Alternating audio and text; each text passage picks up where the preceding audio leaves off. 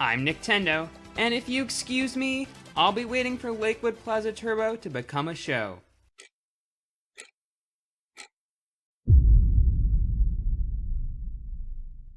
Yes! Lakewood Plaza Turbo finally got greenlit! It was totally worth it doing nothing but staring at a clock for 222 days! Wait a minute, if I've been staring at a clock for 7 months, then how have I been making videos?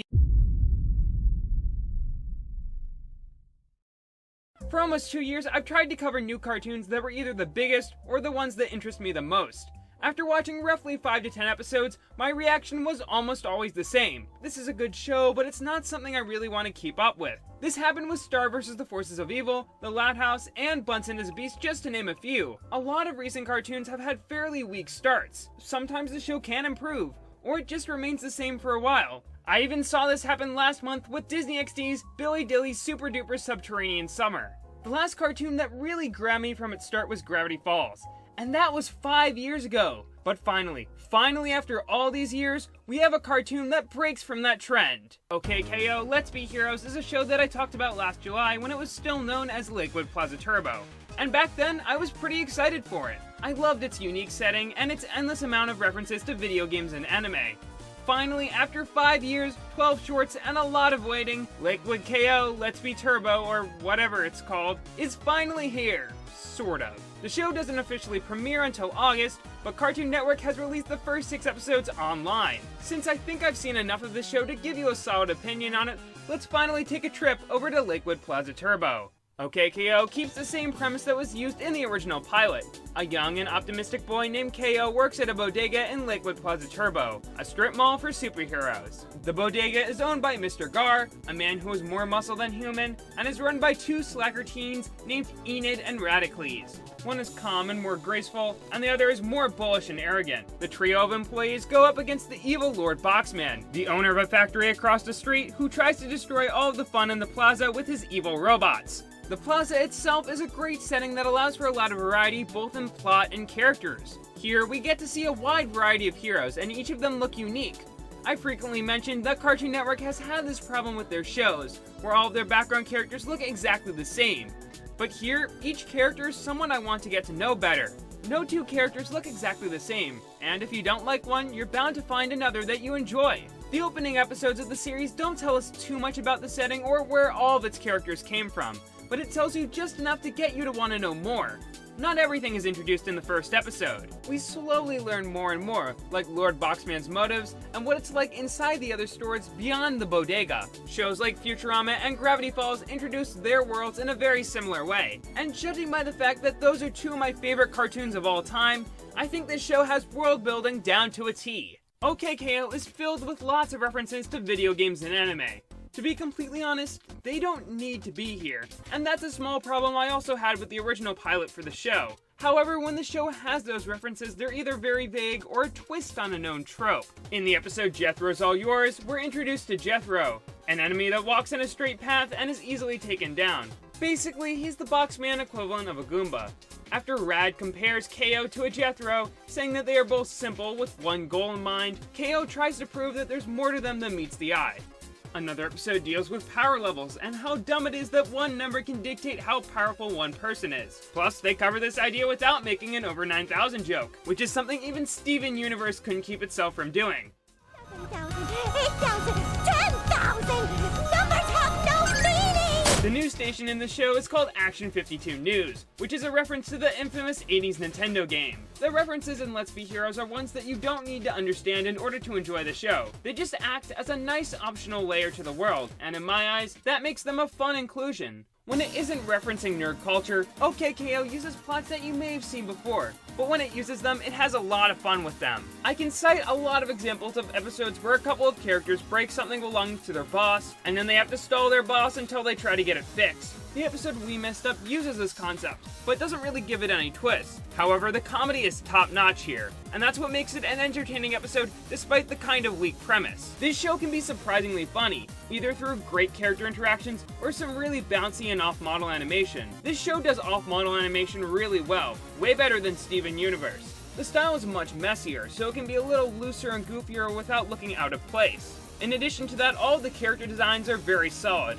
and they have this really nice outline to them that kind of looks like it was drawn with a crayon. It's a nice stylistic touch, like the weird asterisk peoples on the Rick and Morty characters, that is very cool and not too distracting. The action scenes are also very fast and flashy and take a lot of influence from anime. I haven't seen a lot of anime in my time, so I'm not sure exactly which ones it's directly referencing, besides Dragon Ball Z of course, but I don't feel like researching it or being proven wrong in the comments, so I'm going to stop talking about them now. They also fixed the size of KO's nose so it doesn't look like a wet noodle or a stick stuck to his face. I know that this is kind of a stupid thing to talk about, but it's always been a problem in the many iterations of the show. So I'm relieved that it was finally addressed. If I had any problems with the art, it can be a little inconsistent. KO's skin tone switches color in between episodes, and sometimes the characters can go off-model in every other shot, and sometimes they can go off-model every few minutes. These problems are probably a result of some episodes having different colorists or board artists, and will probably get solved as more and more episodes are produced, so I'm not too worried about them. Let's go more in depth on the characters in the show. KO is similar to Steven Universe in personality, but they differ in how they view the world. At the beginning of his series, Steven just kinda goes with the flow and lives his life. It isn't until much later that he begins to question it and wants to learn more about it, but almost from the start of the first episode, KO is interested in becoming a hero and wants to know what he can do to become one. He's working towards a goal, and we get to see the steps he takes to reach that goal and how he develops as a person during this process. In only the first 6 episodes, we've already seen KO get stronger. He's still outmatched by Rad and Enid, but I'm glad that the show is already developing its characters so early on. Rad and Enid, on the other hand, can feel very similar sometimes, but that isn't completely a bad thing. They kind of act as the cool teenage parents to KO, and have attributes that are different and enjoyable enough to warrant them being separate characters. They're honestly the most realistic characters here, and feel like people that you could know in real life. The supporting characters like KO's mom and Mr. Gar are fun too. Those especially have a very interesting relationship, one that involves a Noir flashback and a sandwich slamming on the ground. I'm sure that that story will rival Steven Universe in emotional depth when they get around to telling it. But of all of them, my favorite character has to be Lord Boxman. As stereotypical as he can be, I love his performance by Jim Cummings, who is also the voice actor for Winnie the Pooh and Fuzzy Lumpkins. Boy, does that man have range. The rest of the voice cast is great too. I'm not completely sure why KO is currently swapping between 2 voice actresses, including the actress that played young Goku in the original Dragon Ball series, but hey, Rebecca Sugar sings the credits song. It's very nice and peaceful and has some nice live action and paper cutout visuals alongside it. It even has a really cool reference that refers to the amount of frames that are shown in a second of TV animation.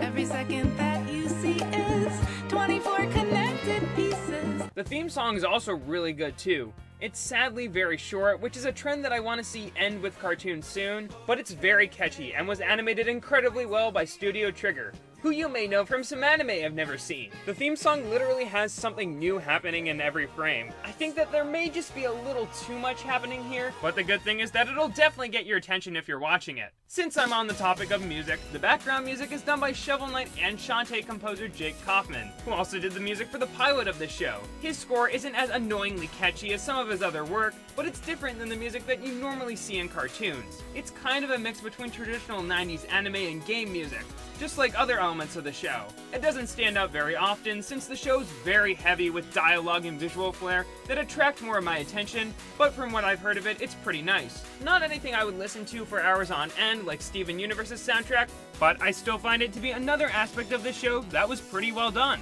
And that is all that I have to say about OKKO. For years, I knew that I was going to enjoy this show, but these first 6 episodes show that it might be better than I thought. The show still has all the strong characters, charm, and references that it once did, but the references and characters now hold a greater purpose to the show, and the characters are already showing signs of development.